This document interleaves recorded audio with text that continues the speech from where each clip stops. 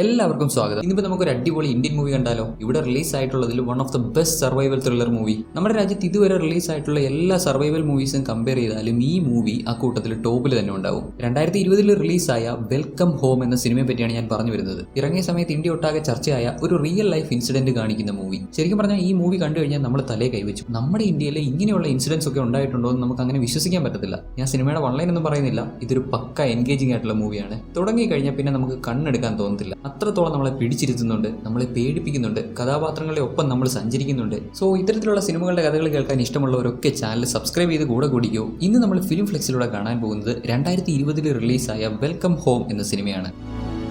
പടത്തിന്റെ തുടക്കത്തിൽ നമ്മൾ കാണുന്നത് ഇലക്ട്രിക് പോസ്റ്റുകളിലൊക്കെ നമ്പർ ഇടാനായിട്ട് പോകുന്ന ഒരു ഉദ്യോഗസ്ഥനെയാണ്. അദ്ദേഹം മഹാരാഷ്ട്രയിലെ നാഗ്പൂരിലെ ഒരു ഉൾപ്രദേശത്ത് കൂടി സഞ്ചരിക്കുകയാണ്. ഓരോരോ പോസ്റ്റുകളിൽ ഇങ്ങനെ നമ്പർ ഇട്ട് മുന്നോട്ട് ചെല്ലുമ്പോഴാണ് അദ്ദേഹത്തിന് മനസ്സിലാവുന്നത് ഒരു വലിയ ഏരിയയിൽ ഒരൊറ്റ വീട് മാത്രമേ ഉള്ളൂ. ആ ഒരൊറ്റ വീട്ടിലേക്ക് കണക്ഷൻ കൊടുക്കാൻ വേണ്ടിയാണ് ഇത്രയും പോസ്റ്റുകൾ ഇങ്ങനെ വന്നിരിക്കുന്നത്. ഇദ്ദേഹം ആ ഒരു വീടിന്റെ അവിടെ ചെന്ന് അവിടുത്തെ ലാസ്റ്റ് പോസ്റ്റിന് നമ്പർ ഇട്ടു. നമ്പർ ഇടുന്ന സമയത്തൊക്കെ ഈ വീടിനകത്തു നിന്ന് ആരോ ഉച്ചത്തിൽ അലറി വിളിച്ച് കരയുന്ന ശബ്ദം ഇദ്ദേഹത്തിന് കേൾക്കാൻ സാധിക്കുന്നു. അദ്ദേഹത്തിന് അങ്ങോട്ടൊന്ന് പോയി നോക്കിയാൽ കൊള്ളാവുന്നുണ്ട്. പക്ഷേ ഇങ്ങനൊരു ഒറ്റപ്പെട്ട പ്രദേശവും ഈ പ്രദേശത്തുള്ള ഒരേ ഒരു വീട് എന്നൊക്കെ കാണുമ്പോൾ പുള്ളിക്കാരൻ എന്തോ ഒരു മടി. ഒരുപാട് ദൂരം സഞ്ചരിച്ചാണ് ഇവിടെ വരെ വന്നത്. അദ്ദേഹത്തിന്റെ കയ്യിലുണ്ടായിരുന്ന വെള്ളവും തീർന്നിരുന്നു. വെള്ളം തീർന്നുകൊണ്ട് മാത്രം ഈ വീട്ടിൽ പോയി കുറച്ച് വെള്ളം ചോദിച്ചേക്കാം, കൂട്ടത്തിൽ എന്താ കാര്യമൊന്നും കൂടെ അറിയാമല്ലോ എന്ന് കരുതി പുള്ളിക്കാരൻ ആ വീട്ടിലേക്ക് ചെല്ലും. ഉദ്യോഗസ്ഥൻ വാതിലിൽ നോക്കി ചെയ്യുമ്പോൾ വീടിനകത്തു നിന്ന് ഒരു സ്ത്രീ സ്ട്രക്ചറിന്റെ സഹായത്തോടു കൂടി വാതിലിന്റെ അടുത്തേക്ക് വാതിൽ തുറക്കാനായിട്ട് നടന്നു വരുന്നത് കാണിച്ച് അവിടെ കട്ടാവാണ്. അതിനുശേഷം നമ്മുടെ ഹീറോയിനെയാണ് നമ്മൾ കാണുന്നത്. പേര് അനുജ. ടീച്ചറായി ജോലി കിട്ടി സ്കൂളിലേക്ക് വരുന്നു. ഇവളുടെ കല്യാണമൊക്കെ ഉറപ്പിച്ചിട്ടുണ്ട്. വീട്ടുകാർക്കൊന്നും ഇവൾ ജോലി ചെയ്യുന്നതിൽ താല്പര്യമില്ല. കല്യാണം ഒന്നും കഴിഞ്ഞ് ജോലിക്കൊന്നും പോകണ്ട, ഭർത്താവിന്റെ കാര്യങ്ങളൊക്കെ നോക്കി അവൻ പറയുന്നതൊക്കെ കേട്ട് അങ്ങനെ അങ്ങ് ഒതുങ്ങി കൂടിക്കണം എന്നൊരു മൈൻഡ് സെറ്റിലുള്ള വീട്ടുകാരാണ്. കല്യാണം അടുത്ത് വന്നുകൊണ്ടിരിക്കുന്നു. ഒരുപാട് ജോലികൾ അവിടെ ചെയ്യാനുണ്ട്. അതുകൊണ്ട് ഇവളുടെ ജോലി, ടീച്ചിങ് ജോലി ഇനിയിപ്പോൾ തുടരേണ്ട ആവശ്യമില്ല, അത് നിർത്തിയേക്ക്, തിരിച്ചു വന്നേക്ക്.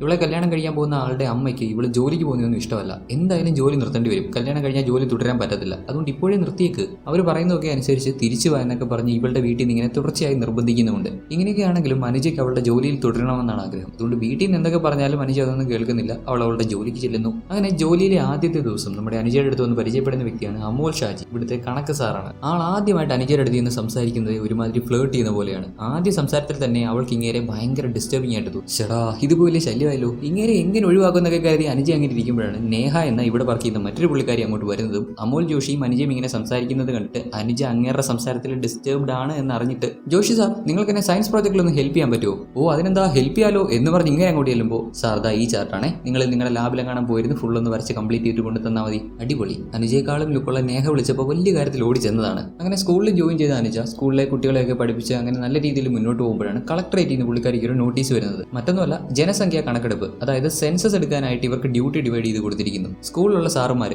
രണ്ടുപേരും ഒരു ടീമായിട്ട് പോയി ഓരോ പ്രദേശത്ത് പോയി അവിടെ ജീവിക്കുന്ന ജനങ്ങളുടെ ഡീറ്റെയിൽസ് ഒക്കെ കളക്ട് ചെയ്യണം. അങ്ങനെ അനുജയ്ക്കും ഒരു ലൊക്കേഷൻ കിട്ടുന്നു. ആ ജോലിയിൽ ഇവളുടെ പാർട്ണറായിട്ട് പോകുന്നതോ അമോൽ ഷാജി. അങ്ങേരുടെ വർക്ക് ചെയ്യാൻ ഒട്ടും താല്പര്യമില്ലാതെ നമ്മുടെ അനുജ എച്ചമ്മനോട്, സാർ ഞാൻ അമോൽ സാറിനോട് ഒട്ടും കംഫർട്ടബിൾ അല്ല, എനിക്ക് വേറൊരു പാർട്ണറിനെ അസൈൻ ചെയ്ത് തരാൻ പറ്റുമോ? ഇക്കാര്യം എച്ചം അപ്പാടെ അമോലിന്റെ മുഖത്ത് നോക്കി പറഞ്ഞു. അങ്ങേര് ഒരുമാതിരി അങ്ങായി പോയി. അത്രയും ആളുകളുടെ മുന്നിൽ വെച്ച് നാണം കേട്ടിട്ട് വന്നില്ലേ? ഇന്നേരം നേഹ പറയും, സാർ അനുജയുടെ പാർട്ണറായിട്ട് ഞാൻ പൊക്കോളാം. അനുജയ്ക്കും സമ്മതമാണ്. അങ്ങനെ നേഹയും അനുജയും ഒരുമിച്ച് അവർക്ക് കിട്ടിയിട്ടുള്ള ലൊക്കേഷൻസിൽ സെൻസസ് എടുക്കാൻ പോകുന്നു. അനുജയുടെ ഫാമിലിയെ പറ്റിയൊക്കെ നേഹ ചോദിക്കുന്നുണ്ട്. അനുജയ്ക്ക് അച്ഛൻ മാത്രമേ ഉള്ളൂ, അമ്മയില്ല. അദ്ദേഹം പൂനെയിലാണ്. അതേപോലെ ഇവളുടെ ഭാവി വരൻ അദ്ദേഹം പൂനെയിലാണ്, അവിടെ ജോലി ചെയ്യുന്നു. അവർ രണ്ടുപേരും ഒരു പൊട്ടക്കണ്ടി കിടക്കുന്ന തവളകളാണെന്ന് പറയാം. കാരണം അതിന് പുറത്തേക്ക് അവർ ചിന്തിക്കുന്നില്ല. അനുജയുടെ കാര്യങ്ങൾ, അവളുടെ ആഗ്രഹങ്ങൾ, അവളുടെ ഇഷ്ടങ്ങൾ, ഇതിനൊന്നും അവർ പ്രാധാന്യം കൊടുക്കുന്നേയില്ല. ഇപ്പൊ അനുജയ്ക്കും നേഹയ്ക്കും സെൻസസ് എടുക്കാനായിട്ട് ഒരു 3-4 ഏരിയ കിട്ടിയിട്ടുണ്ട്. ഈ 4 ഏരിയ ഇവർ കവർ ചെയ്യണം. അനുജയുടെ ബൈക്കിൽ ഇവർ രണ്ടാളും പോകുന്നു. ഇതിൽ ഗുബാല എന്ന് പറയുന്ന ഒരു ഏരിയയിൽ ഒരൊറ്റ വീട് മാത്രമേ ഉള്ളൂ. ആ വീട്ടിലേക്ക് പോകണോ എന്നൊക്കെ നേഹ ചോദിക്കുന്നുണ്ട്. എന്നാലും അനുജയുടെ നിർബന്ധത്തിന് വഴങ്ങി ഇവർ അങ്ങോട്ടും പോകാൻ തീരുമാനിക്കുന്നു. ഒരു വീടേ ഉള്ളൂ എന്നുണ്ടെങ്കിലും നമ്മൾ അവിടെ പോയിരിക്കണം. കൃത്യമായിട്ടുള്ള ഇൻഫർമേഷൻ ആയിരിക്കണം ഗവൺമെന്റിന് കൊടുക്കുന്നത്. ചുമ്മാ ഫേക്ക് ആയിട്ടുള്ള ഇൻഫർമേഷൻ ഒന്നും കൊടുക്കാൻ പാടില്ല എന്നാണ് അനുജ പറയുന്നത്. എന്തെങ്കിലുമൊക്കെ തോന്നുന്ന പോലെയൊക്കെ എഴുതി കൊടുത്തിട്ട് നേരത്തെ വീട്ടിൽ പോയേക്കാമെന്ന് പ്ലാൻ ചെയ്തിരിക്കുമായിരുന്നു നേഹ.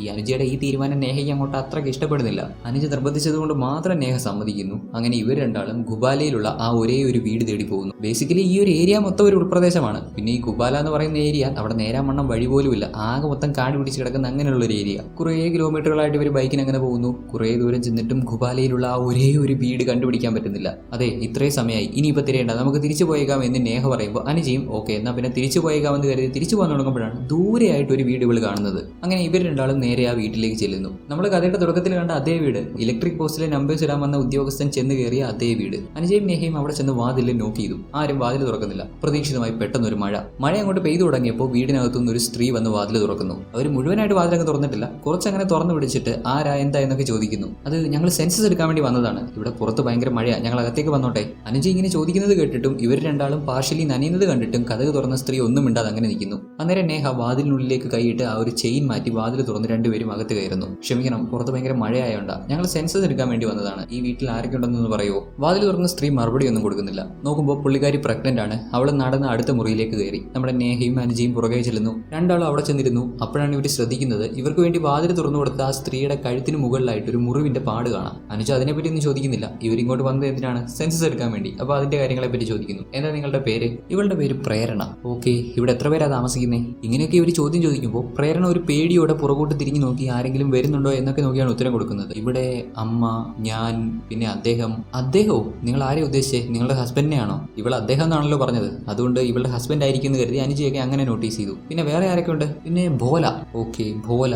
ആരാ ഭോല? നിങ്ങളുടെ ആരായിട്ട് വരും? നിങ്ങളുടെ ചേട്ടനാണോ? അല്ല, ഭോല ഭക്ഷണമൊക്കെ ഉണ്ടാക്കും. ഓ, ഇവിടുത്തെ ജോലിക്കാരനാണോ? ശരി. ഇത് നിങ്ങളുടെ ആദ്യത്തെ കുട്ടിയാ? ഏയ് അല്ല. അപ്പൊ നിങ്ങൾക്ക് വേറെ കുട്ടികളുണ്ട്? എല്ലാ കുട്ടികളുടെയും ഡീറ്റെയിൽസ് പറയൂ, ഞങ്ങൾക്ക് എല്ലാവരുടെയും ഡീറ്റെയിൽസ് വേണം. അത് പിന്നെ കുട്ടികളൊക്കെ മരിച്ചു പോകും. പ്രേരണ ഇങ്ങനെ പറയുന്നത് കേട്ട് അനുജയൊക്കെ അങ്ങ് ഞെട്ടിപ്പോയി. കുട്ടികളൊക്കെ മരിച്ചു പോകുന്നു. അപ്പൊ നിങ്ങൾക്ക് ഒന്നിലധികം കുട്ടികൾ ഇതിനു മുമ്പ് ഉണ്ടായിട്ടുണ്ട്, അവരെല്ലാവരും മരിച്ചുപോയോ? ആ, കുട്ടികളൊക്കെ പുറത്തു വരും, കുറച്ചു നേരം കരയും, പെട്ടെന്ന് മരിച്ചു പോകും. എന്താ അങ്ങനെ? നിങ്ങൾ ഏത് ഹോസ്പിറ്റലിലേക്ക് പോകുന്നത് എന്നൊക്കെ അനുജ ചോദിക്കുമ്പോൾ ഇവരിരുന്ന് സംസാരിക്കുന്ന മുറിയിലേക്ക് പ്രായമായ ഒരു സ്ത്രീ കടന്നു വരുന്നു. ഇവരുടെ കാലിന് സ്വാധീനക്കുറവുണ്ട്, അതുകൊണ്ട് സ്ട്രക്ചറിന്റെ ഒക്കെ സഹായത്തോടു കൂടിയാണ് നടന്നു വരുന്നത്. അവരെ കാണുമ്പോൾ അനുജ ഞങ്ങൾ ഇന്നപോലെ സെൻസസ് എടുക്കാൻ വേണ്ടി വന്നതാണെന്നൊക്കെ പറയുമ്പോൾ ആ സ്ത്രീ ഒരുമാതിരി ഇവരോടെന്തോ ദേഷ്യമുള്ള പോലെ കഴിഞ്ഞെങ്കിൽ പൊക്കൂടെ എന്നൊക്കെയുള്ള രീതിയിൽ സംസാരിക്കുന്നു. ഇവരും ഒട്ടും സമയം കളയുന്നില്ല. ഉടനെ ആ വീട്ടിൽ നിന്ന് ഇറങ്ങി. അങ്ങനെ രണ്ടാളും തിരികെ പോകാൻ തുടങ്ങുമ്പോൾ ഒരു പുള്ളിക്കാരൻ വന്ന് ഇവരെ തന്നെ നോക്കി അങ്ങനെ നിൽക്കുന്നു. ഇവനാണ് പ്രേരണ പറഞ്ഞ ഭോല, ഈ വീട്ടിലെ ജോലിക്കാരൻ. ഒരുമാതിരി വല്ലാത്ത നോട്ടമൊക്കെ നോക്കി അവൻ അങ്ങനെ നിൽക്കുന്നു. അനുജയും നേഹയും അവിടുന്ന് തിരികെ പോകുന്നു. അനുജയ്ക്ക് എന്തൊക്കെയോ സംശയങ്ങൾ തോന്നിയിട്ടുണ്ട്. പ്രത്യേകിച്ച് പ്രേരണയുടെ കഴുത്തിലുള്ള ആ ഒരു മുറിവൊക്കെ കണ്ടു കഴിഞ്ഞപ്പോൾ അവളെ അവർ ഉപദ്രവിക്കുന്നുണ്ടോ,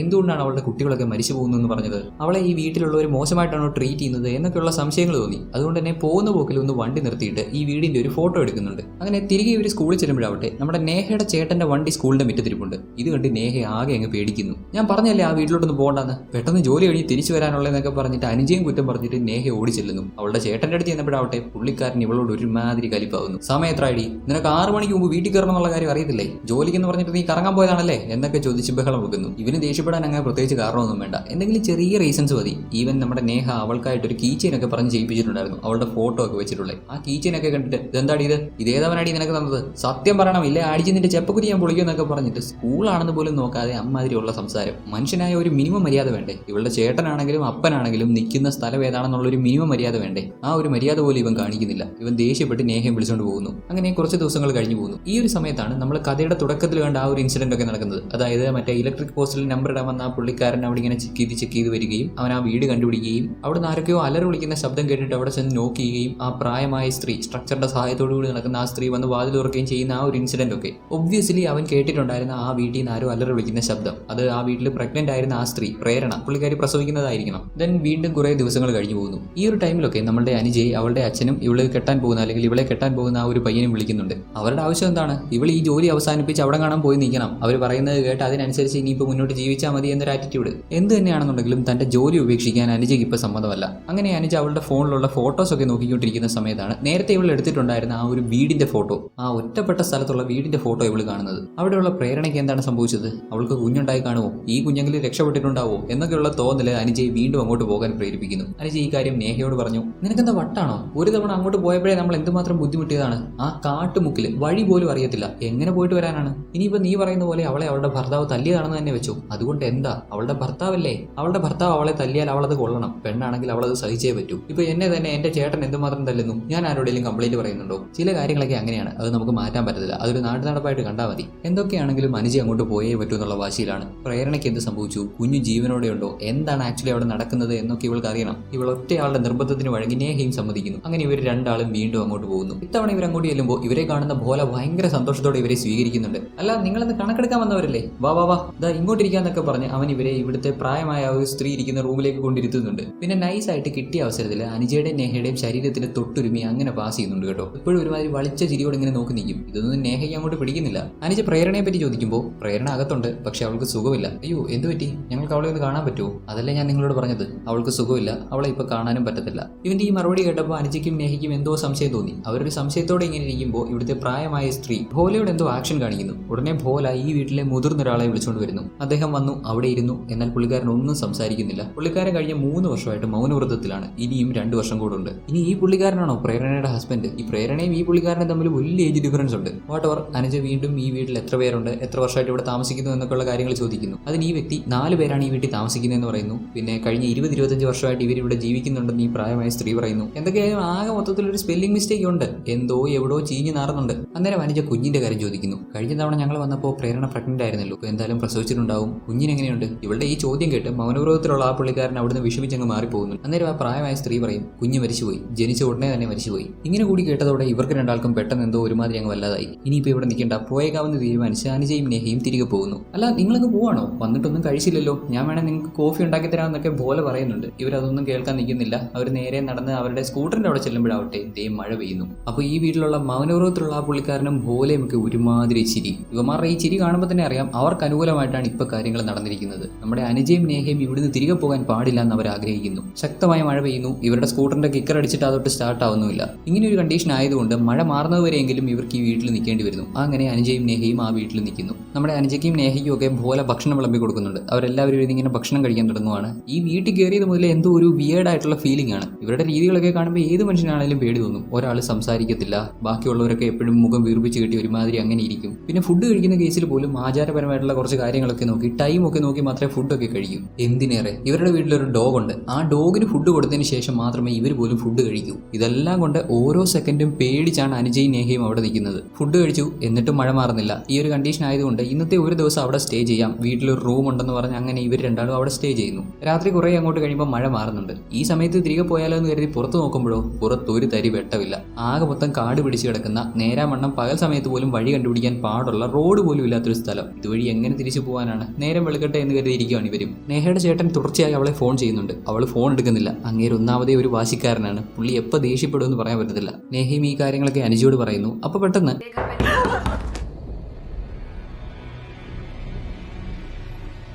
അനുജയും ഒരു പേടിയോടെ അവിടെ ഉണ്ടായിരുന്ന ഒരു ചെറിയ കമ്പിയൊക്കെ എടുത്തിട്ടാണ് ഡോർ തുറക്കുന്നത്. നോക്കുമ്പോൾ അത് ഭോലയാണ്. അവൻ വെള്ളം കൊണ്ടുവന്നതാണ്. ഭോലെ കണ്ടപ്പോൾ അവനെ ജസ്റ്റ് തെറ്റിദ്ധരിപ്പിക്കാൻ വേണ്ടി നമ്മുടെ നേഹ അവരുടെ ചേട്ടനോട് ഫോണിൽ സംസാരിക്കുന്ന പോലെ അഭിനയിക്കുന്നുണ്ട്. ഇവിടെ ഉള്ളവരെയൊക്കെ കണ്ടിട്ട് ഒട്ടും അങ്ങോട്ട് പോരാ. അതുകൊണ്ട് തന്നെ തങ്ങൾ ഇവിടെ ഉണ്ടെന്നുള്ള കാര്യം തങ്ങളുടെ വീട്ടിലറിയാം. തങ്ങളുടെ വീട്ടുകാരെ കൂടെ അറിഞ്ഞിട്ടാണ് തങ്ങൾ ഇങ്ങോട്ട് വന്നിരിക്കുന്നത് എന്ന് ഭോലയെ തെറ്റിദ്ധരിപ്പിക്കാൻ വേണ്ടിയാണ് അവൾ ഇങ്ങനെ ചെയ്യുന്നത്. ഭോല പോയി കഴിഞ്ഞ് നേഹ ശരിക്കും അവളുടെ ചേട്ടനെ വിളിക്കുന്നുണ്ട്. ചേട്ടൻ്റെ അടുത്ത് നേഹ ഇപ്പോൾ അനുജയുടെ വീട്ടിലാണെന്നാണ് പറയുന്നത്. അനുജയ്ക്ക് ഒട്ടും വയ്യായിരുന്നു. അതുകൊണ്ട് തൽക്കാലം ഒരു ദിവസം അവളുടെ കൂടെ സ്റ്റേ ചെയ്യാം, നാളെ രാവിലെ തന്നെ വീട്ടിലെത്തിയേക്കാം എന്ന് പറയുന്നു. ഇതേസമയം മൗനവ്രതത്തിലുള്ള ആ പുള്ളിക്കാരൻ ഇവിടുത്തെ കാല് വയ്യാത്ത ആ സ്ത്രീയുടെ കാലൊക്കെ തിരുമ്മി കൊടുത്ത് പുള്ളിക്കാരുടെ അടുത്തിരിക്കുവാണ്. ഇന്നേരം പോലെ അങ്ങോട്ട് ഓടിച്ചെന്ന്, ചേട്ടാ ആ 2 പെണ്ണുങ്ങൾ സംസാരിക്കുന്നത് ഞാൻ കേട്ടു. അവരിവിടെ വന്നിട്ടുള്ള കാര്യം അവരുടെ വീട്ടുകാർക്കൊന്നും അറിയത്തില്ല. അവർ എന്റെ മുന്നിൽ അഭിനയിക്കാനൊക്കെ ശ്രമിച്ചു. കുറെ നാളായില്ലേ ചേട്ടാ, ഞാൻ അങ്ങോട്ട് ചെന്നോട്ടെ? ഇവൻ ഇങ്ങനെ ചോദിക്കുന്നു. മൗനവ്രതത്തിലുള്ള പുള്ളിക്കാരൻ ആക്ഷൻ ഒന്നും കാണിക്കുന്നില്ല. പുള്ളിക്കാരൻ മിണ്ടാതിരുന്ന് കാല് തിരുമുന്നു. പ്ലീസ്, ഒരുപാട് നാളായില്ലേ, ഞാൻ അങ്ങോട്ടൊന്ന് ചെന്നോട്ടെ എന്നൊക്കെ പറഞ്ഞ് ഇവൻ ഒരുമാതിരി കെഞ്ചെന്നു. പോലെ ഇങ്ങനെ തുടർച്ചയായിട്ട് ചേട്ടാ പ്ലീസ് ഞാൻ അങ്ങോട്ട് ചെന്നോട്ടെ എന്നൊക്കെ പറഞ്ഞ് ചോദിക്കുമ്പോൾ ഈ പുള്ളിക്കാരൻ വേണ്ട എന്ന ആക്ഷൻ കാണിക്കും.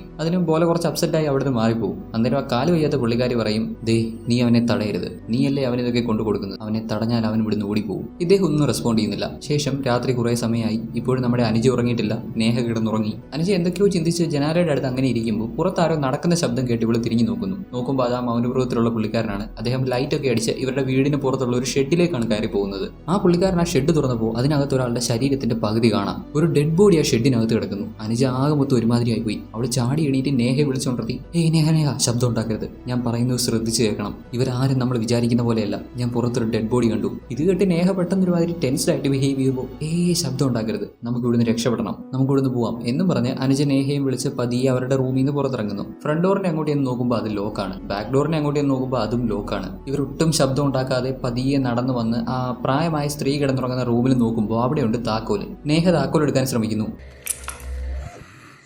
ചെറുതായിട്ടൊന്ന് ശബ്ദമുണ്ടായി. പിടിക്കപ്പെട്ടു എന്ന് കരുതി. ഭാഗ്യം, പുള്ളിക്കാരി നല്ല ഉറക്കമാണ്. ഈ പുള്ളിക്കാരുടെ മുറിയിൽ നിന്ന് അവർ താക്കോല് മാത്രമല്ല എടുക്കുന്നേ, ഈ പുള്ളിക്കാരുടെ മുറിയിലുണ്ടായിരുന്ന ഒരു ടോർച്ച് മനച്ച് എടുക്കുന്നുണ്ട്. കാരണം പുറത്തെങ്ങും വെട്ടമില്ലല്ലോ, പിന്നെ കാട് പിടിച്ചൊരു ഏരിയയുമാണ്. ഇവിടുന്ന് എങ്ങനെയെങ്കിലും പുറത്ത് കടക്കണമെങ്കിൽ ഒരു വെട്ടം ഉണ്ടായേ പറ്റൂ. അങ്ങനെ ഇവർ രണ്ടാളും ശബ്ദം ഉണ്ടാക്കാതെ പുറകുവശത്തെ ഗ്രില്ല് തുറന്ന് പുറത്തേക്ക് ഇറങ്ങുവാണ്. പുറത്തേക്ക് ഇറങ്ങുമ്പോൾ നേഹിക്കൊരു സംശയം. അല്ല, നീ കണ്ടത് ശവം തന്നെയാണോ? നിനക്ക് ഉറപ്പല്ലേ? അതെ, അയാൾ ആ ഷെഡിനകത്ത് കയറി അവിടുന്ന് തിരിച്ചിറങ്ങിയപ്പോൾ അകത്തൊരു ശവം ഉണ്ടായിരുന്നു, ഞാൻ കണ്ടതാ. നീ പറയുന്ന പോലെ ശരിക്കും അത് ശവം തന്നെയായിരുന്നോ, അതോ അകത്തുള്ള ആൾക്ക് ജീവനുണ്ടോ? നേഹ ഇങ്ങനെ ചോദിച്ചപ്പോൾ അനുജ അനുജയ്ക്ക് ഒരു സംശയം, ഇനി ഒരു പക്ഷേ ആ ഷെഡിനകത്തുള്ള ആൾക്ക് ജീവനുണ്ടെങ്കിലോ? ഇങ്ങനെ ഒരു കൺഫ്യൂഷൻ വന്നപ്പോൾ എന്തായാലും ആ ഷെഡ് വരെ ഒന്ന് പോയി നോക്കാം. ഇനിയിപ്പോൾ ഇവള് പറയുന്ന പോലെ അതിനകത്ത് ശവമുണ്ടോ, മനുഷ്യനുണ്ടോ, അല്ലെങ്കിൽ ഇവൾക്ക് തോന്നിയതാണോ എന്നൊന്ന് കൺഫേം ചെയ്യണമല്ലോ. അഥവാ ഇനിയിപ്പോൾ അനുജ പറഞ്ഞ പോലെ അതിനകത്തൊരു ശവമുണ്ട് അങ്ങനെയൊക്കെയാണെന്നുണ്ടെങ്കിൽ ഇപ്പോൾ തന്നെ ഇവിടുന്ന് പോയേക്കാമെന്നൊക്കെ പറഞ്ഞ് നമ്മുടെ നേഹ അനുജയും വിളിച്ചുകൊണ്ട് ആ ഒരു ഷെഡിലേക്ക് പോകും. അങ്ങനെ അങ്ങോട്ട് ഇന്ന് ഷെഡിനകത്ത് കയറിയപ്പോഴാവട്ടെ അതിനകത്ത് വെട്ടമില്ല. സോ ഇവരുടെ കയ്യിലുണ്ടായിരുന്ന മൊബൈലിന്റെ ഫ്ലാഷ് ലൈറ്റ്, ടോർച്ച് ലൈറ്റ് ഒക്കെ യൂസ് ചെയ്ത് എവിടെയാണ് ഇവിടുത്തെ സ്വിച്ച് ലൈറ്റ് എന്നൊക്കെ നോക്കുന്നു. അങ്ങനെ ചുറ്റും ലൈറ്റ് അടിച്ച് നോക്കുമ്പോൾ തറയിൽ ഒരാളുടെ വിരൽ മുറിഞ്ഞു കിടക്കുന്നത് കാണുവാണ് അനുജ.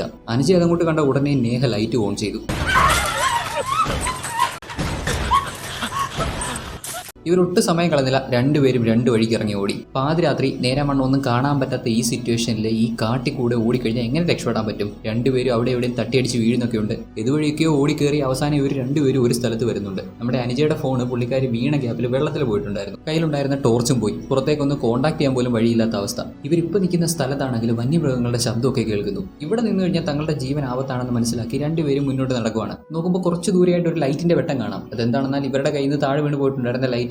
രണ്ടുപേരും ഓടിച്ചെന്ന് ലൈറ്റ് എടുത്തു. ഓട്ടത്തിനിടയിൽ നേഹയുടെ കയ്യിൽ നിന്ന് പോയിട്ടുണ്ടായിരുന്ന അവളുടെ ബാഗ് അവൾക്ക് കിട്ടുന്നുണ്ട്. അവൾ ബാഗ് തുറന്ന് നോക്കുമ്പോൾ അതിനകത്ത് അവളുടെ ഫോൺ കാണാനില്ല. രാത്രി കിടന്നുറങ്ങുന്നതിന് മുമ്പായിട്ട് ഫോൺ കട്ടിലിന്റെ സൈഡിലാണ് വെച്ചിരുന്നേ. തിരിച്ച് വീട്ടിൽ നിന്ന് ഇറങ്ങി വന്നപ്പോൾ ഫോൺ എടുക്കാതാണ് വന്നത്. സോ അതുകൊണ്ട് തന്നെ തിരികെ വീട്ടിലേക്ക് പോകേണ്ട അവസ്ഥ. ഫോൺ എടുക്കാൻ അങ്ങോട്ട് പോകാതെ എങ്ങനെയും രക്ഷപ്പെട്ടാൽ മതിയായിരുന്നു. ഇവർ രണ്ടാളും തിരികെ വീട്ടിൽ ചെന്ന് ഇവർ പുറത്തിറങ്ങി അതേ വഴി അകത്ത് കയറി ഇവരുടെ മുറിയിൽ ചെന്ന് നേഹയുടെ ഫോൺ എടുത്ത് നോക്കുമ്പോഴാവട്ടെ അതിൽ ബാറ്ററി തീർന്നു. ചാർജറും ഇല്ല. ചാർജ് ചെയ്യാൻ പറ്റാത്ത സാഹചര്യമാണ്. വെറുതെ ഇവിടെ വരെ വന്നു. ഇത്രയൊക്കെ ആയി കഴിഞ്ഞപ്പോൾ ഇന്നിനിപ്പോൾ ഇവിടുന്ന് രക്ഷപ്പെടാൻ ശ്രമിക്കേണ്ട എന്ന് തീരുമാനിക്കുവാണ് അനുജ. നേഹ, നമ്മൾ ഇവിടുന്ന് പുറത്തു പോയ കാര്യവും നമ്മൾ അയാളെ കണ്ട കാര്യവും ഒന്നും ഇവർക്ക് അറിയത്തില്ല. ഇന്നൊരു രാത്രി മാത്രം നമുക്ക് ഇവിടെ നിൽക്കാം. നാളെ രാവിലെ നേരം വെളുത്ത ഉടനെ നമുക്ക് ഇവിടുന്ന് പോയേക്കാം. വേറെ വഴിയൊന്നുമില്ലല്ലോ. അനുജയുടെ സ്കൂട്ടർ ആണെങ്കിലും മഴ നനഞ്ഞൊരു പരുവമായി അത് സ്റ്റാർട്ട് ആവുന്നില്ലായിരുന്നു. രാത്രി നടന്നു പോകാന്ന് വെച്ച് കഴിഞ്ഞാൽ വല്ല മൃഗങ്ങൾ ഇവരെ ആക്രമിക്കാനുള്ള ചാൻസ് ഉണ്ട്. തൽക്കാലം ഇപ്പോൾ വേറെ വഴിയൊന്നും ഇല്ലാത്തത് കൊണ്ട് മാത്രം നേഹയും ഇന്നൊരു രാത്രി മാത്രം ഇവിടെ നിൽക്കാമെന്ന് സമ്മതിക്കുന്നു. അങ്ങനെ ഇവിടുന്ന് രക്ഷപ്പെടാൻ വേണ്ടി ഇവരെടുത്ത താക്കോൽ എടുത്ത സ്ഥലത്ത് തന്നെ ഇവർ തിരികെ വെക്കുന്നു. അടുത്ത ദിവസം രാവിലെയായി. രണ്ടുപേരും രാവിലെ തന്നെ എഴുന്നേറ്റ് പോകുന്നു. ഇത് കണ്ടിട്ട് ഭോലയ്ക്ക് ഒട്ടും അങ്ങോട്ട് സഹിക്കുന്നില്ല. അവൻ ഇവരുടെ പുറകെ ചെന്നിട്ട്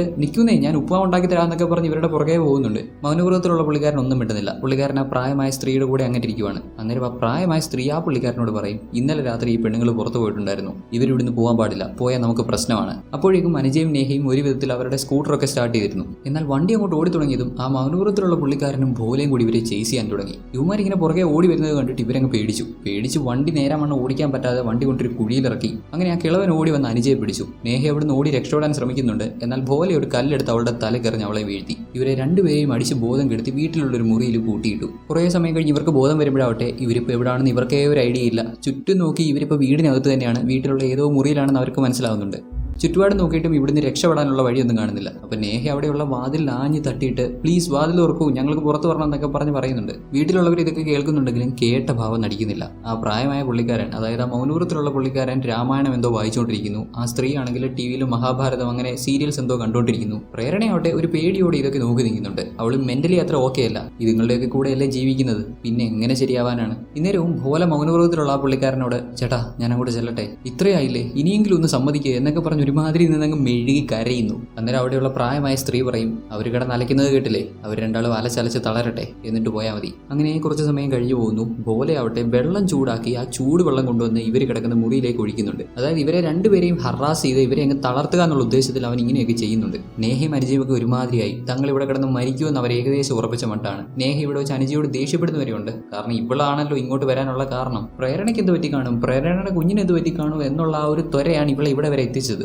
ഇങ്ങോട്ട് വന്നില്ലായിരുന്നെങ്കിൽ ഇപ്പൊ സമാധാനമായിട്ട് അവിടെ കാണാൻ നിൽക്കായിരുന്നു. ഒരാവശ്യമില്ലാതെ വന്ന് പെട്ടുപോയി. തങ്ങൾ എവിടെയാണെന്നുള്ള കാര്യം തങ്ങളുടെ വീട്ടിലുള്ളവർക്ക് പോലും അറിയത്തില്ല. ഒരാളെയും പുറത്തോട്ട് കോൺടാക്ട് ചെയ്യാനും പറ്റുന്നില്ല. തങ്ങളെ രക്ഷിക്കാനായിട്ട് ആരും വരാനും പോകുന്നില്ല. തങ്ങൾ ഇവിടെ കിടന്ന് മരിക്കും എന്നുള്ളൊരു മൈൻഡ് സെറ്റിലായിട്ട് ഒരുമാതിരി അങ്ങോട്ടും ഇങ്ങോട്ടും തർക്കിക്കുന്നു. ഇതേ സമയം നമ്മുടെ അനുജയെ കല്യാണം കഴിക്കാനായിട്ട് പോകുന്ന വ്യക്തി, ആ പുള്ളിക്കാരനാണെങ്കിൽ അവളെ വിളിച്ചിട്ട് കിട്ടാത്തതുകൊണ്ട് അവൾ ഈ നാട്ടിൽ താമസിക്കാൻ എടുത്തിരിക്കുന്ന വീട്ടിൽ വന്ന് അവൾ എവിടെ എന്നൊക്കെ പറഞ്ഞ് തിരക്കുന്നുണ്ട്. അവിടെ വന്ന് തിരക്കിയിട്ട് പ്രത്യേകിച്ച് കാര്യമൊന്നുമില്ലല്ലോ. ഹൗസ് ഓണർക്ക് പോലും അറിയത്തില്ല ഇവർ ഇവിടെ പോയതാണെന്ന്. അതേസമയം തന്നെ നമ്മുടെ നേഹയുടെ ബ്രദറും അനുജ താമസിക്കുന്ന ആ വീട്ടിലേക്ക് വരുന്നുണ്ട്. കാരണം കഴിഞ്ഞ ദിവസം നേഹ അവളുടെ ചേട്ടനോട് പറഞ്ഞിട്ടുണ്ടായിരുന്നത് അനുജയുടെ കൂടെയാണ് നേഹ എന്നാണ്. അവിടെ ആണെങ്കിലോ രണ്ടുപേരും കഴിഞ്ഞ ദിവസം വീട്ടിലില്ല. കഴിഞ്ഞ ദിവസം വീട്ടിൽ വന്നിട്ടില്ലെന്ന് ഹൗസ് ഓണർ. നേഹയുടെ ബ്രദറിന്റെ കാര്യം അറിയാലോ. പുള്ളിക്കാരനെ ദേഷ്യപ്പെടാൻ പ്രത്യേകിച്ച് കാരണമൊന്നും വേണ്ട. ഇപ്പൊ പോലും അനുജയാണ് എല്ലാത്തിനും കാരണം. അനുജ ഇവിടെ വന്നതിന് ശേഷമാണ് ഇങ്ങനെയൊക്കെ സംഭവിക്കുന്നത് എന്നൊക്കെ പറഞ്ഞ് വെറുതെ അനുജയെ കല്യാണം കഴിക്കാൻ പോകുന്ന അങ്ങേരോട് ചൂടാവുന്നു. ഹൗസ് ഓണർ രണ്ടുപേരെയും പിടിച്ചു മാറ്റിയിട്ട് നിങ്ങൾ ഇവിടെ കിടന്ന് തർക്കിച്ചിട്ടൊന്നും ഒരു കാര്യമില്ല, നിങ്ങൾ സ്കൂളിൽ പോയി തിരക്ക്, സ്കൂളുകാർക്ക് വല്ലതും അറിയാമായിരിക്കും എന്ന് പറഞ്ഞ് ഇവരെ രണ്ടുപേരെയും അവിടുന്ന് പറഞ്ഞു വിടുന്നു. കുറേ സമയം അനുജയും നേഹയും ശബ്ദം ഉണ്ടാക്കാതിരുന്നു. കുറച്ച് സമയം കഴിഞ്ഞ് വീണ്ടും അവർ കഥകിലിട്ട് തട്ടുന്നു. അന്നേരം മൗനവ്രതത്തിലുള്ള ആ പുള്ളിക്കാരനും ഭോലയും കൂടി അവരെ പൂട്ടിയിട്ടിരിക്കുന്ന മുറിയിലേക്ക് ഇറങ്ങിച്ചെന്ന് രണ്ടുപേരെയും കുതിരെ തല്ലുന്നു. പുള്ളിക്കാരൻ ഒന്നും നോക്കുന്നില്ല, ഇവർ ചത്തുപോട്ടെന്നുള്ള മൈൻഡ് സെറ്റിൽ ഒരു ദയും ദാക്ഷിണ്യവും ഇല്ലാതെ അങ്ങനെ അങ്ങ് തല്ലുവാണ്. തല്ലി രണ്ടുപേരെയും ഒരു പരുവമാക്കുന്നുണ്ട്.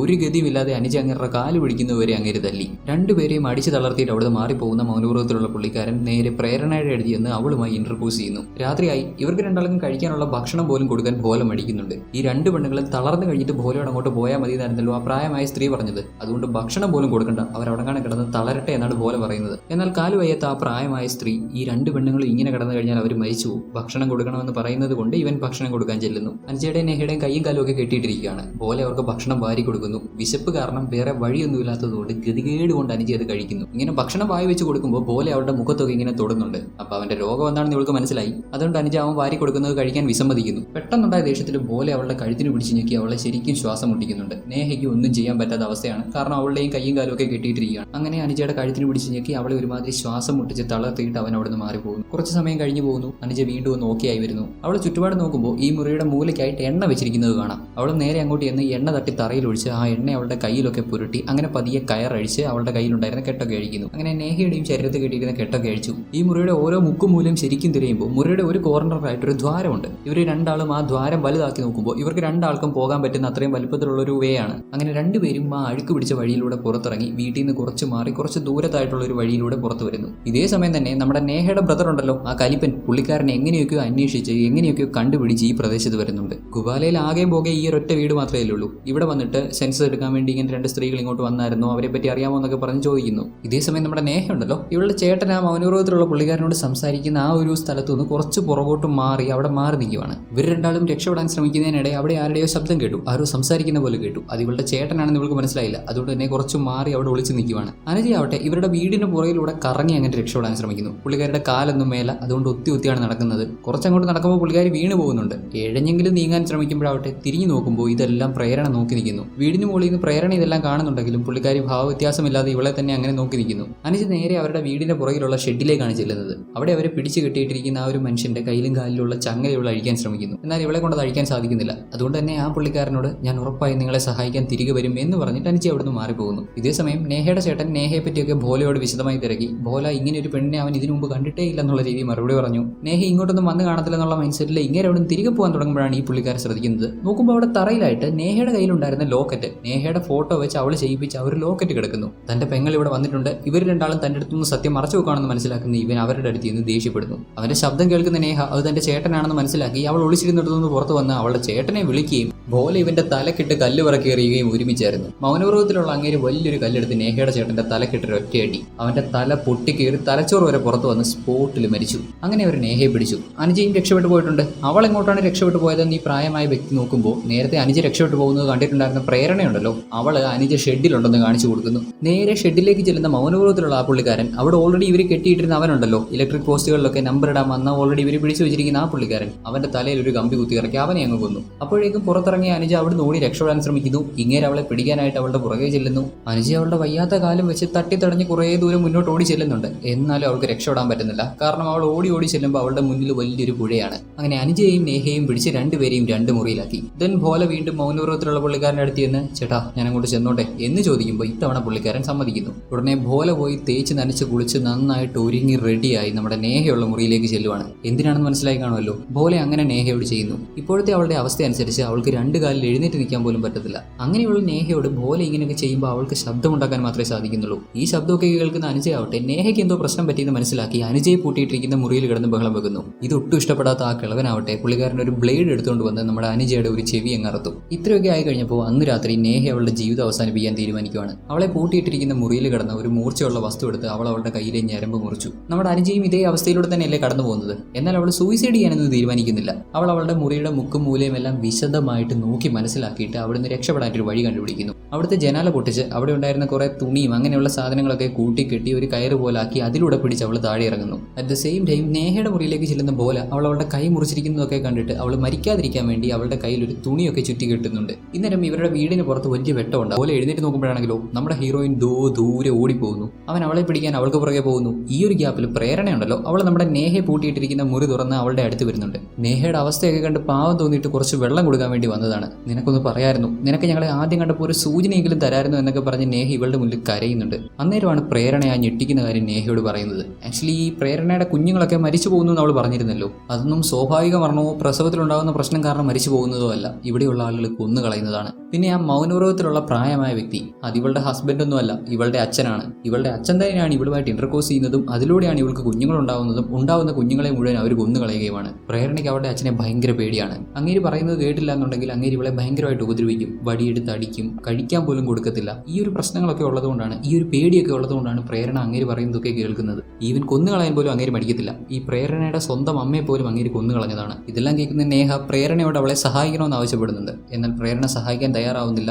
അച്ഛനെ ഉപദ്രവിക്കുമെന്ന് പറഞ്ഞ് പ്രേരണ അവിടുന്ന് മാറിപ്പോകുന്നു. എന്നാലും നേഹയുടെ ഈ അവസ്ഥയൊക്കെ കണ്ടിട്ട് നേഹയ്ക്ക് രക്ഷപ്പെടാൻ വേണ്ടി പ്രേരണ അവിടുത്തെ ഡോർ തുറന്നിടുന്നുണ്ട്. അറ്റ് ദ സെയിം ടൈം നമ്മുടെ അനുജയുടെ പുറകെ ഓടിച്ചെന്ന പോലെ അനുജ ഒളിച്ചിരുന്ന് അവനെ തല്ലി ഒരു പരുവമാക്കുന്നുണ്ട്. പട്ടിയെ തല്ലുന്ന പോലെ അവനെ തല്ലി ഒരു പരുവമാക്കി അവന്റെ ശരീരം കുത്തിമുറിച്ച് അവന് രക്ഷപ്പെടാൻ പറ്റാത്ത വിധമാക്കി അവൻ അവിടെ കിടന്ന് മരിക്കും. അപ്പോഴേക്കും നേഹയും ഒരു വിധത്തിൽ രക്ഷപ്പെട്ട് വീടിന് പുറത്തിറങ്ങി. നോക്കുമ്പോൾ അനുജയെ വീട്ടിലേക്ക് തിരിച്ചു വരുന്നു. അനുജയെ വിളിച്ച് നേഹ അവിടുന്ന് രക്ഷപ്പെടാൻ ശ്രമിക്കുമ്പോൾ അനുജയാണെങ്കിൽ ഇപ്പോൾ രക്ഷപ്പെടാൻ പറ്റത്തില്ലെന്ന് പറയുന്നു. ഈ വീട്ടിലുള്ള കിളവനെയും കിളവയും കൊല്ലാതെ അനുജ വരത്തില്ല പോലും. നേഹ അവളെ ആവുന്നേ പോകുന്നേ വിളിക്കുന്നുണ്ട്. വേണ്ട, അവരൊന്നും ചെയ്യാൻ പോകണ്ട, അവർ നമ്മുടെ പുറകെ വരുന്നില്ല, നമുക്ക് രക്ഷപ്പെട്ടേക്കാവുന്നൊക്കെ പറയുന്നുണ്ട്. എന്നാലും അനുജ സമ്മതിക്കുന്നില്ല. പ്രേരണ അങ്ങേറെ മോളാണെന്നുള്ള കാര്യം കൂടെ അനുജ അറിയുമ്പോൾ അനുജയ്ക്ക് വാശി കൂടി. അയാളെ കൊന്നിട്ടേ താൻ വരുമെന്നുള്ള മട്ടിൽ വീട്ടിലേക്ക് കയറി ചെല്ലുന്നു. അവൾ നേരെ ടെറസിലേക്കാണ് കയറി ചെല്ലുന്നത്. ഇത് കാണുന്ന മൗനവ്രതവും അവൾക്ക് പുറകെ കയറി ചെല്ലുന്നു. രണ്ടുപേരും അവിടെ വെച്ച് അടിയായി. അനുജയാണെങ്കിൽ തളർന്നങ്ങ് അറ്റം പറ്റിയിരിക്കുകയാണ്. അവൾക്ക് നേരെ മണ്ണം ഫൈറ്റ് ചെയ്യാനും പറ്റത്തില്ല. അങ്ങേരും കുറെ കിടന്ന് ഓടിയതൊക്കെയാണ്. എന്നാലും പുള്ളിക്കാരൻ ഇതൊക്കെ ശീലമുള്ളതാണല്ലോ. ഒരുപാട് ആളുകളെ ഉപദ്രവിച്ചും തല്ലിയും പിടിച്ചും അങ്ങനെയൊക്കെ ശീലമുള്ള ഒരുത്തനാണ്. പിന്നെ അത്യാവശ്യം നല്ല ശരീരമുണ്ട്. അതുകൊണ്ട് തന്നെ അനുജ അങ്ങേരോട് പിടിച്ചിരിക്കാൻ നല്ല പാട് വരുന്നുണ്ട്. അവൾക്ക് നേരെ മണ്ണം അങ്ങേരുടെ മുന്നിലൊന്നും നിൽക്കാൻ പോലും പറ്റുന്നില്ല. ടെറസിൽ നടക്കുന്ന ഈ അടിയുടെ ശബ്ദമൊക്കെ കേട്ടിട്ട് ഒരു വെട്ടുകത്തിയൊക്കെ എടുത്ത് ടെറസിലേക്ക് കയറാൻ തയ്യാറായി നിൽക്കുവാണ് നേഹ. അപ്പോൾ തന്റെ ആ കാല് വയ്യാത്ത വല്യമ്മ നമ്മുടെ നേഹയെ തല്ലാനായിട്ട് വരുന്നു. പുള്ളിക്കാരി ഒരു പിച്ചാത്തി എടുത്ത് നൈസായിട്ട് നമ്മുടെ നേഹയുടെ കാലിലൊന്ന് പോറുന്നുണ്ട്. എന്നാൽ നേഹയുടെ കയ്യിലിരുന്ന് വെട്ടുകത്തിയല്ലേ. അവൾ ആ വെട്ടുകത്തി വെച്ച് പുള്ളിക്കാരിയുടെ കഴുത്തിനിട്ടൊരു വെട്ട്. പുള്ളിക്കാരിയുടെ കാര്യം ഖതം. അപ്പോഴേക്കും ടെറസിൽ നമ്മുടെ അനുജ ഒരു വിധത്തിൽ അങ്ങേരി നിന്ന് രക്ഷപ്പെട്ട് അവളുടെ കയ്യിലുണ്ടായിരുന്ന ഒരു ഇരുമ്പ് കമ്പി എടുത്ത് അങ്ങേരെ അടിച്ചടിച്ചടിച്ച് അവശനാക്കി. അങ്ങനെ ഫൈനലി നമ്മുടെ അനുജ അങ്ങേരെ ടെറസിൽ നിന്ന് തള്ളിയിട്ട് കൊല്ലുകയാണ്. അത്രയും അടി കൊണ്ടിട്ടും തെറിച്ച് താഴെ വീണിട്ടും പാതി ജീവനുമായിട്ട് അങ്ങനെ കിടക്കുന്ന അങ്ങേരുടെ കഴുത്തറത്ത് അങ്ങേരെ കൊന്നിട്ട് അവിടുന്ന് പോകുന്ന അനുജയെയും നേഹയും കാണിച്ചാണ് സിനിമ അവസാനിക്കുന്നത്. ഇത് യഥാർത്ഥത്തിൽ നമ്മുടെ ഇന്ത്യയിൽ നടന്നൊരു സംഭവമാണെന്ന് പറയുമ്പോൾ ഈ ഒരു വാർത്തയൊന്നും അറിഞ്ഞിട്ടില്ലാത്തവർക്ക് വിശ്വസിക്കാനൊരു ബുദ്ധിമുട്ടുണ്ട്. 20 വർഷത്തോളമായിട്ട് 8 കുട്ടികൾക്കാണ് പ്രേരണ ജന്മം കൊടുത്തത്. അതും അവളുടെ അച്ഛൻ ത്രൂ. അതിൽ 7 കുട്ടികളെയും അവർ കൊന്നുകളഞ്ഞു. ഒരു കുട്ടി ചാവിള്ളയായിരുന്നു. പുറത്തുനിന്ന് ആ വീട്ടിലേക്ക് ചെന്നിട്ടുള്ള 13 ആളുകളെ ഇവരെല്ലാം കൂടെ കൊന്നിട്ടുണ്ട്. അതിൽ 9 പേരെ പോലെ റേപ്പ് ചെയ്തിട്ടുണ്ട്. ഇവരുടെയൊക്കെ ഈ പീഡനത്തിൽ നിന്ന് ആകെ രക്ഷപ്പെട്ടത് അല്ലെങ്കിൽ ജീവനോടെ പുറത്തു വന്നത് നമ്മുടെ അനുജയും നേഹയും മാത്രം.